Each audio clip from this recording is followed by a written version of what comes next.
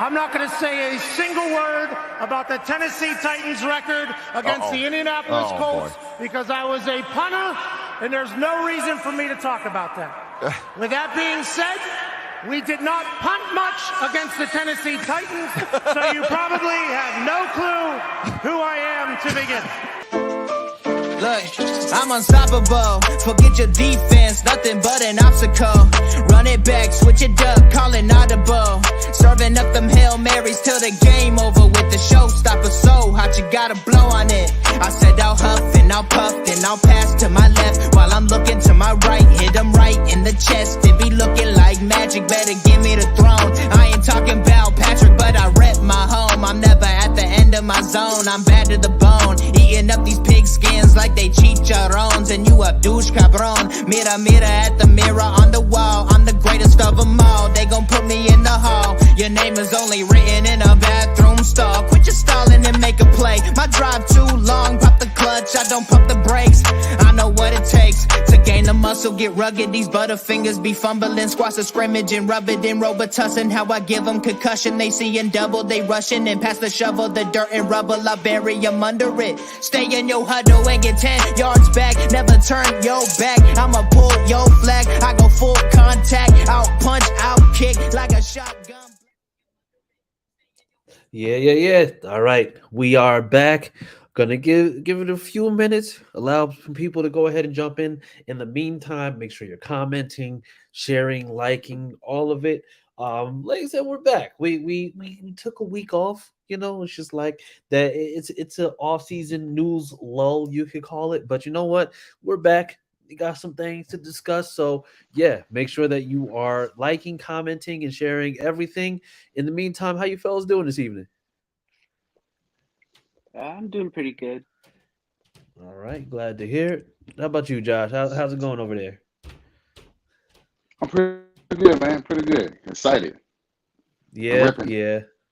I love it. I love the AR5 jersey. I appreciate it. I know that this is this is a bittersweet time for you. Since you guys are out, you get to join me on the couch. Of course. I wouldn't have it any other way. Wouldn't have it any other way, Late man. Heat game. Oh yeah, Austin. You watching the Heat game, Austin? Yeah, I got it on. Oh, okay. All right, gotcha. What's the score? Uh, it just went on a commercial break. Oh, I think that we're sucks. up 3 right now. Ooh, Okay. Hey, listen. tight game. I would love it if Jermichael Butler Jordan decided to come out and you know what I mean, just like do his thing. Yeah, me too. I know some Boston fans, and you know what? It's just like their suffering brings me joy. Yeah, You don't have to hate like that, man. We understand that switching teams didn't do you no justice this year.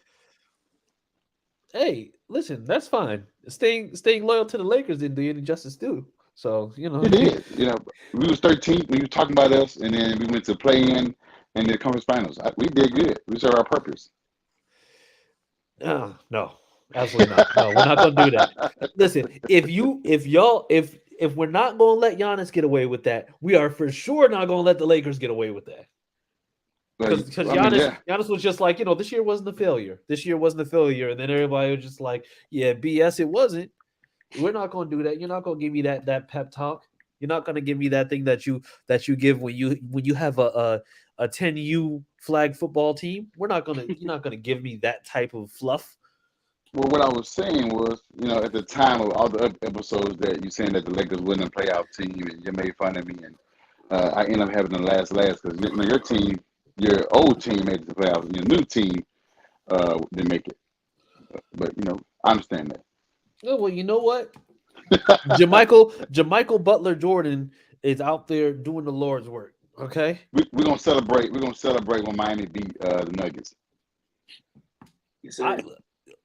But you know what? Okay, so in all honesty, I think if there's one person that I would never have a problem with winning a chip, it would probably be Jimmy. Because Yeah. I'll tell you, it's just like Jimmy's probably been like one of the most consistent players that just gets overlooked every year just because of how everything's been going with Miami. Like Miami isn't like a flashy team. They're not a team that is out there just shooting threes from anywhere. Like they're literally just like a grinding team, and that's I where we agree. are now. Like so it's different. It's like really different, but yeah. So in fact, we're getting too far into basketball talk. All right, so let's get started. So people, welcome back to the Horseshoe Mob podcast, where we're talking about everything Colts and all the good stuff in between. And so, like I said, we're back. We had a 1 week hiatus, but you know what? We're back to discuss all the good stuff. So before we go any further, let me introduce the guys we have with us: the silent assassin, Austin Cook. Yeah, what's up? I'm Austin. All right. And then we have Josue Senior, Josh Senior here with us, everybody. Was good. Was good. AR5 in the building. All right, and I'm Chris Jackson. So whatever. But yeah, so let's go on ahead and get to it. But before we do, please make sure, if you haven't already, make sure that you subscribe to www.fanbattlesports.com. That's where you'll be able to see all the live episodes. You'll also be able to see articles. We actually had a few articles that we had from myself and Josh in the last few weeks or so. A lot of great insight, a lot of great talk. Just go on there. Make sure that if you have a chance, just go and read over it. It's just like it's always a good read. So yeah, I think Austin's going to be putting something out soon. So yeah, be on the lookout. But definitely go to www.fanbattlesports.com and make sure that you take a look out for all the Colts related items. And without further ado, NFL news. So hasn't been much, but we did get a couple little tidbits of information. One of which is actually more drastic than we thought. The fair catch rule change.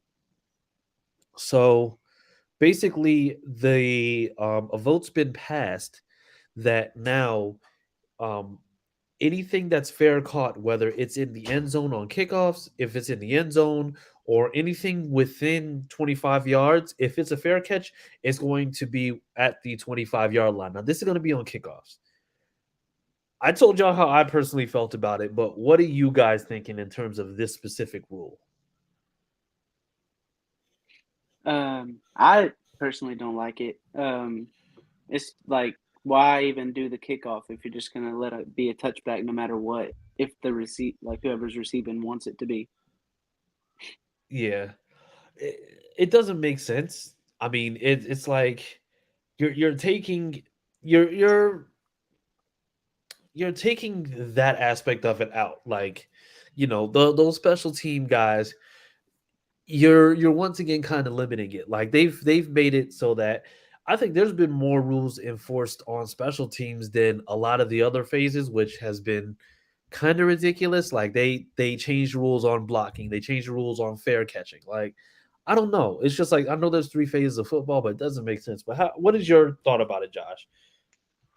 Uh, just like the previous rule, just getting annoying. We might as well just play XFL or some other league. This is getting terrible. I'm there's so many changes. I mean, just let the guys go back to the old ways. Let the guys run out. I think outside on the porch. Just let the Yeah, guys run out. Stop this ignorance, man. This is. Oh yeah, like you said, you fair catch at the 1 yard line instead of being at the 1 yard line. You like you said, automatically go to 25. Like they're stupid, ignorant. yeah, So no, yeah. I They don't did Because know. say now, it was just a 1 year trial thing, so hopefully it doesn't work. I heard every special team coach was against it. of course they were. Because I mean, for special teams, it gives teams an out. Like it basically gives them an opportunity to just not have to worry about doing anything outside of what they would normally like. You know, um, how do I say this? It takes away a very vital aspect of special teams because there are a good portion of games where special teams can make all the difference. Special teams makes it so that you can end up giving a team a very short field if it's executed properly. But the thing is, if you know for a fact that all you have to do is just step on the 2 yard line and fair catch it, that you're automatically getting a 23-yard boost. Like that, Or it makes things ridiculous because, like I said, it's just like there's a lot of punters and kickers where even on a kickoff, because remember, if you kick it out of bounds on the kickoff, it's automatic 40. But the thing is now, if you kick it inbounds and it's fair caught, that's automatic 25. so Like they changed it from the 25 yard line on the touchback to 40. no. So the Oh, thing out of is, no, bounds, no, out of no, bounds. no. I'm talking about Okay, if you kick it out of bounds, it's 40 yards. It's been okay, that way for a I got long you, got time. But if you. Yeah. you kick it inbounds and somebody fair catches it, if they fair catch it on the 6, then you're going up to the 25 anyway. So it don't help the kicker then, the or punter. No, It don't. Yeah, it misses the no, percentage. and the thing is, it's dumb because of the fact that, like I said, it's just like it's very easy. And mind you, if you're fair catching it, then that means that nobody can interfere with it. Nobody can really do anything. So then, So doesn't this rule uh messes up with the kickers? Like they only got incentives in the contract, right? To have so many touchbacks or have so many, that have kick over 50 or 40 yards. Have to average some type of uh yards per punt or kickoff.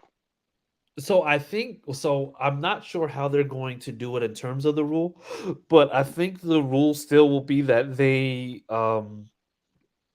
they'll still be able to get the yards, but I just don't think that it'll count towards them in terms of like it won't count against them. Like if they're kicking from their 25 and then kicking downfield, and let's just say they kick it to like the 5, I believe they'll get the credit for kicking to the 5, but they'll still automatically give them the 25 yards. Okay. Yeah, I don't like it. It's so much going on. It's so much. Just go back to old way. Instead of having these different changes. I don't care if it's a year trial or 6 months trial. Allow them to do what they've been doing. That's why they kick off returns for a reason. They get paid for, you know, doing their job on special teams. Especially with the coaches. So it's a dumb rule, but I hope it fails. It's you know what it's ridiculous because of the fact that it's knee jerk reactions to things that are supposed to be changed, and sometimes special teams really just gets. I'm gonna say it's just like they really are great in terms of momentum. One special team play that I can go back to was the Dallas Flowers return against the Steelers. Hmm. Like that was a huge return. And the thing is now it's just like with special teams coaches, yeah, you'll have the opportunity to run it, but the thing is if you have a kicker who's really good, who's able to pin the ball, if they can get in position to fair catch it, then you're basically rewarding them for just being in the spot as opposed to making a play. And then the fact that they're saying that this is for player safety, it's just like that's nasty. It's super nasty, but hopefully they'll do away with this after 1 year because this is awful. But in the meantime, more news. Green Bay has actually won the bid to host the draft in 2025. Boo. I was gonna Too say, damn how are we cold feeling there. about that? But Josh, enlighten us on why you feel the way you feel regarding that one. Everybody that don't live in that area know that that's bad. It's already cold enough there. Uh, who wants to go where it's pretty possibly gonna be cold? Because I mean, shit, it's always snowing in Wisconsin. So I don't know. I won't be going. I won't be going. So yeah, if you guys go, have fun and freeze to death. Hey, listen, I was fortunate to have moved to Kansas City and Uh-huh. been able to be there for it. But yeah, so right now in Green Bay, they had a high of 84 today. Now, mind you, for April, I'm not exactly sure exactly what their weather was looking like, but um, I mean, I get it. You're trying to diversify, maybe just bringing a little bit extra because I think that they might be predicting that Green Bay might be a little bit on the, I'm going to say on the stagnant side now that Aaron Rodgers is gone. Yeah, So, that that might be the year they draft their future quarterback. yeah, I mean, they could already have him. They have Jordan Love still. I'm just saying, if it doesn't work out, maybe 2025. Yeah, possibly. Possibly. I hope they don't tank for Arch. Oh God.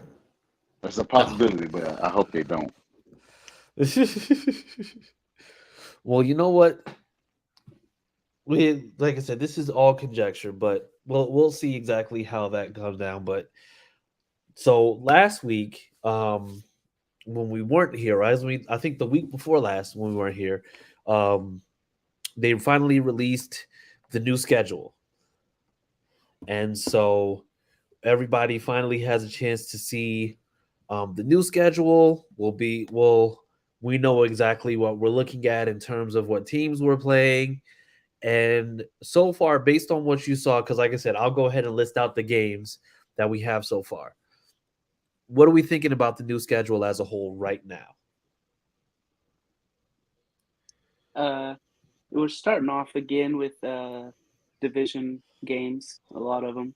Yeah. So I mean, it's going to be, we need, if we're going to compete in the division, we need to win early, and it's like we got a new team, new coaches. So I know we've started slow in the past, but it could be different this year. Yeah. Yeah. What about you, Josh? Like where are you at in terms of the schedule? Because like I said, it's just like the schedule is. I mean, we knew what it was going into it, but like, what are we feeling in terms of just like where the actual schedule is right now? Based off my opinion, I want to say F the NFL because they continue to screw us with these early division games every year. It's back to back at that. Back to back. Last year was back to back. This year's back to back. I mean, like Austin said, we want to compete in the division. If that's one of the criteria and a goal for us this year. We got to start out 2-0. We have to. Last year we Yeah. went tie and lost. So Yeah. this year, yeah, man, and that tie didn't help us, of course. We're actually the whole year didn't help us. Um, but we're gonna have to go 2-0 if we want. If that's something that we want to do for us winning the division, if that's a ceiling or a goal for us, is win those first two games. Yeah. I think it is tough to see where the schedule is now. I mean, the one thing that I will say is that having Jacksonville in Indy for game one, I'm okay with that because for one, we don't have to be in Jacksonville for our first game, but still, it's like playing Jacksonville week one, and it's like okay, Always a dogfight.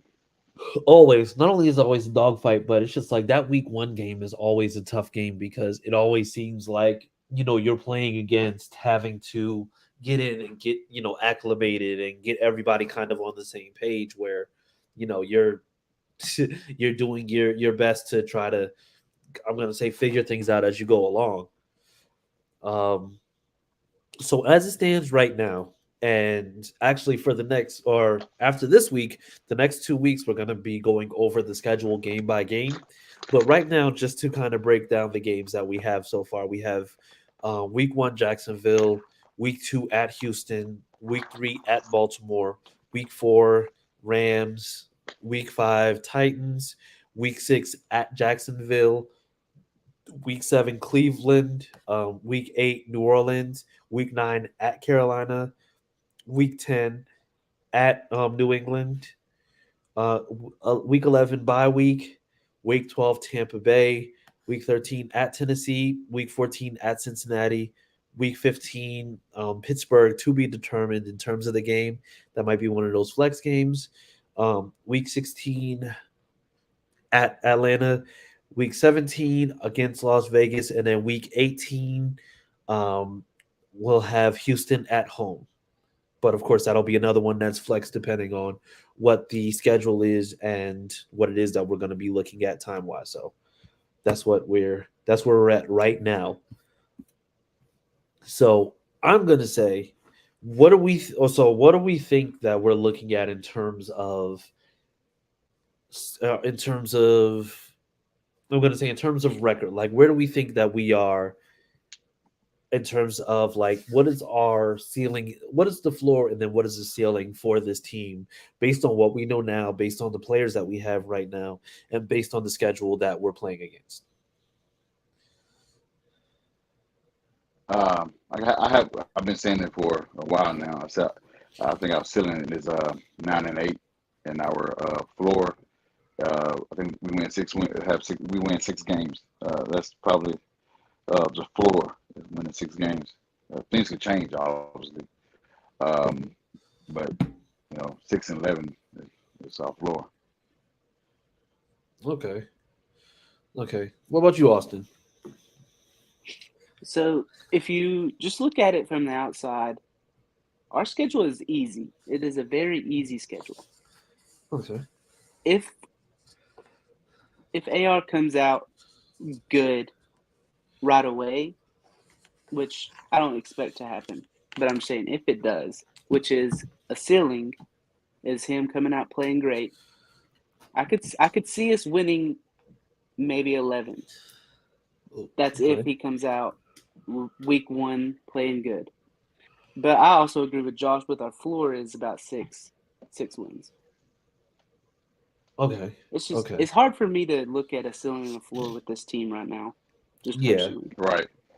Yeah. I mean, it's early, so it's a little bit tougher to gauge because of how early it is. However, like we know exactly what we have right this moment. So knowing what we have right this moment is very, very different compared to how it would be if we were trying to guess come August, because once again Yeah. come August it's the team is going to look completely different, and then we'll have a whole entire off season of activities. The Colts actually we're starting back in OTAs, but like I said, they're just they've had some interviews here and there, but we know exactly what we're going to be looking at come I'm going to say come August, July, August, roughly. So, Josh, you said that ceiling is 9-8, floor is 6-11, right? Yep. Austin, you said ceiling is 11-6, and then floor is what, 6-11? Yeah. Okay. So I think I'm kind of like in between, like kind of where both of you are right now. Like I don't see us going anywhere near 4-13.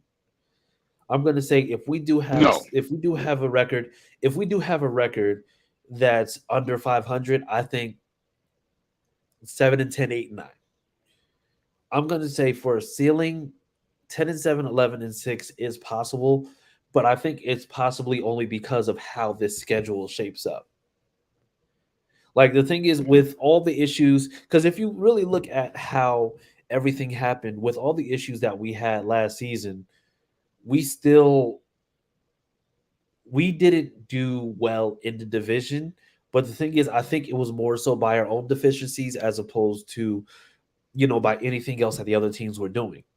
Because remember, we beat Jacksonville, last minute on a buzzer beater, with all the issues that we were having with the O line, with everything that was going on, and with Matt Ryan being an absolute crapshoot. Now, Yeah. I could see that team being a little bit different now because you see exactly what it is that you need, and you've had this offseason to really just like make things happen. I think Steichen, you know, he's very, very familiar with how these teams work, or he's very familiar with what's going on. So I do believe that he'll have a better opportunity, but the I'm gonna say the biggest opportunity slash issue that we may run into is the AFC North, You are because I right. mean we have the Ravens, Bengals, Steelers, and Browns, and I'm not sure exactly how the Browns are gonna go. The Bengals are actually a pretty decent team. However, I know that the last time that we played them, Joe Burrow, of course, he didn't have Jamar Chase. That one was a little bit different. And also, we'll be playing them kind of late in the year. So there's no telling. The Steelers, we saw what happened with the Steelers last season. I think that one is going to be a big one. But the biggest thing about this schedule is that we play the majority of those two. Like we played the Steelers and the Bengals week 14 and 15. And then we play, Exactly. the Ravens early. Hmm. So we're going to be looking at something that's going to be just much, much. I'm going to say it's just like it's going to be much different than what we've looked at, especially seeing as last season. But I don't foresee us having a big issue with turnaround or being able to do something good when it comes to, this team and what we'll be able to do with Richardson. I think Richardson is being highly slept on. As long as they don't try to put him out there the way that Greg Roman put Lamar Jackson out there, I think actually we'll be pretty good. But the only people who are sleeping on Anthony Richardson is the AFC South. Everybody else has been. Uh, I mean, not. I mean, I have not said anything bad. I just saying he's a project, and we have other news. I think it was some guy. Was it George? One of the Which writers one? spoke about Oh, him. Saying, George Bremer. yeah, saying how. I think I forgot what he said verbatim, but um, he was just saying that he's not as raw as we think. Basically, in other words, he's not as raw as we all have. We thought it could be. It could be. Like Austin said, could come out and wow all of us. Week 1, week 2, throughout the whole season. Obviously, a rookie, so he's going to run into a rookie wall. Probably won't, but if anybody that could defy that would be him. But Yeah. our division is the ones that are saying negative things about him. Every day is something nice. This, even Greg Roman on the 33rd team spoke highly of him. A lot of people Yeah. have been speaking great about him. So it just, whoever it is, whether it be our division, outside noise, the kid, he's 21 years old. He's gonna come out. He's gonna prove everybody wrong. Still got chip on his shoulder, even though he was on the, he still made it to the NFL. He was picked, top 4, top 5. He still got a chip on his shoulder. Oh yeah, absolutely. And that's going to be the biggest thing going for him because it's like despite everything, it's just like they're saying that he's one of the most athletically gifted quarterbacks that we've ever seen, but at the same time, it's just like the thing that they're being most critical of him about is his throwing ability. And Hmm. for a quarterback, it's just like he's drafted in the top 5, and they're still saying that basically he's not that good of a quarterback. So I mean, it's definitely going to be on him to go out there and prove that. And I don't think that he's going to be somebody that's going to take the challenge and just be like, you know what, whatever happens, happens. Like he's going to accept it. And I think we're going to get that grit out of him. And if we're, and you know what, I'm going to be very, very, very specific when I say this. I think honestly, Anthony Richardson is going to be the dark horse candidate to win Offensive Rookie of the Year.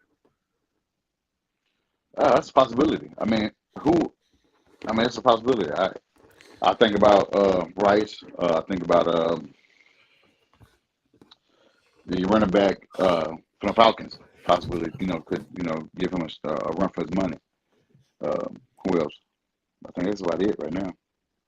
Yeah, it's going to, like I said, it's going to be different. It's going to be a little bit of an adjustment, but I don't think that it's going to be anything that we haven't necessarily seen. I think it's just it's going to be on him to prove those things, but at the same time, he has time to be able to develop and get better. But also, I do believe that he's better than what a lot of people are giving him credit for. I got a question though. Yeah. Yeah. When Lamar came out years ago, didn't they have so much hype surrounding him? Like, did they have any issues of him throwing the ball? And I think Anthony Richardson is a better thrower than he is. But did we have any negative things surrounding him? Oh yeah, absolutely. Well, like not as bad. Like a lot of those athletic quarterbacks, and I'm going to say athletic because I'm being politically correct. Like a lot of those athletic quarterbacks, they're always going to say, "Do you think about switching position?" Because that's what they ask him. Nobody asked Will Levis if he's going to change his position because he would look like an absolute crapshoot. But they asked him if he was going to switch position. He was like, "No, I'm not going to switch anything. Like, why would I do that?" So there's a little bit of a. But he was drafted. He was drafted for who he was, though. The Ravens drafted him because he was athletic and he can. It wasn't more so of his throwing ability. It was more so of his able to scramble and move out the pocket and make plays. And then with 2019 when he won the MVP is when he was throwing the ball. I think he threw for 4,000, close to 5,000 yards. I think it was 5,000. I think it was close. I think it was close to like 4,000, but it was because I think he ran for. I think he ran for 1,000. Yeah. 1,000. He ran for 1,000. I think he threw for 4,000. It was either high 3,000 or low 4,000. But either way, like I said, it's just like that's what he was able to do. But like I said, Richardson is. I'm gonna say while they say a raw prospect, I'm gonna say he's a buildable prospect because he doesn't have truly bad tendencies. He just isn't as refined of a passer as some others could be. Which to me personally, that's fine because the thing is, at 20, he just turned 21 yesterday. By the way, happy birthday, Anthony Richardson, and today's Gary Brackett's birthday. So happy birthday, Gary Brackett. So Anthony Richardson is still very, very buildable, still very much able to be educated and have a system installed around him that will keep rapidly evolving. I mean, this man has probably he has about 5, 6, 7 years until he actually gets to that prime, gets to that physical peak of a quarterback. So right now, everything that you're seeing in terms of the speed, in terms of the strength, in terms of the arm power, this is all stuff that he's doing while really not being so well versed as a quarterback. Which to me is just like I said, the sky's the limit in terms of what you're able to do. Which is why getting somebody like a Josh Downs is fantastic. Which is why having somebody like a Jonathan Taylor is great. Which is why having Alec Pierce and Michael Pittman and having all these guys around him that can play, especially Jelani Woods. I don't know exactly how Mo Ali Cox is going to go and figure into this, but having all these people around him that are athletic playmakers is going to be huge for him because you're going to have to account for him. You're not going to be able to just, basically have a bunch of guys in coverage and just be like, oh, okay, well, whatever. Because you know that if he actually gets out of that pocket, he might make you pay. Yeah, that's it. Good luck tucking that. I mean, good luck tucking a 6'4", 240-pound quarterback. Exactly. And I mean, you saw like you've seen the pictures, you've seen how things have gone. Like you saw exactly what happened when he played against a defense like Georgia. I mean, for as great as that defense at Georgia was, they had a hard time being able to really contain him like that. And then you have a guy like Steichen who offensively has been very, very, very good. He's going to be able to come in and not have to worry about much. So because they didn't have in his offense in Philly, he didn't have a Jonathan Taylor. He had Miles Sanders, which is good, but he didn't have a 3-down back. We got 3-down back. No, absolutely not. Absolutely didn't. Which, like I said, makes it even better. So, all right. So that's where I'm at. So Josh, 9-8, 6-11. Mm-hmm. Austin, 11-6, 6-11. And I'm gonna go 7-10. 6-11. 7-10, 10-7. 7-10, 10-7. Okay, gotcha. That's not bad.